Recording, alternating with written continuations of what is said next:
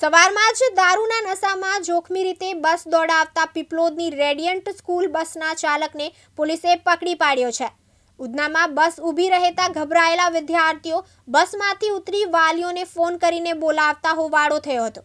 પીપલોદની radiant સ્કૂલની બસ શનિવારે સવારે વિદ્યાર્થીઓને લેવા આવી હતી. ડ્રાઈવર જ્ઞાનેશ્વર રમેશ પાટીલ ચલાવતો હતો.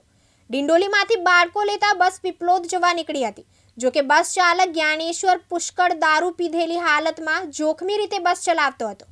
બસમાં બેસેલા 12 જેટલા બાળકો ગભરાઈ ગયા હતા. બાળકોએ બૂમો પાડી હતી પણ ચાલકે ધ્યાન આપ્યું ન હતું.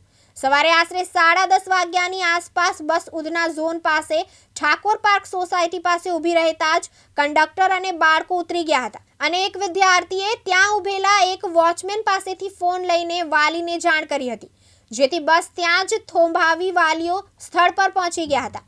વાલીઓએ ડ્રાઈવરને બસમાંથી નીચે ઉતારતા તેણે એટલો નશો કર્યો હતો કે તે બોલી પણ શકતો ન હતો. આ અંગે પોલીસને જાણ કરતા ઉધના પોલીસ આવી પહોંચી હતી અને ડ્રાઈવરને પોલીસ મથકે લઈ જઈ પ્રોહિબિશનનો ગુનો દાખલ કર્યો હતો.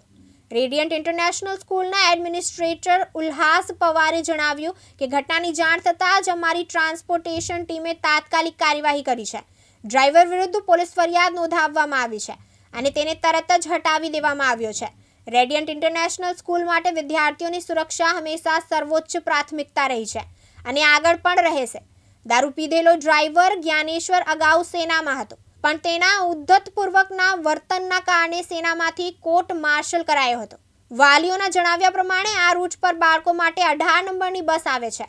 આજે બસમાં પંક્ચર પડતા આ બસને મોકલવામાં આવી હતી. મુકેશ ગુરવ, દિવ્યાંગ ન્યૂઝ, સુરત.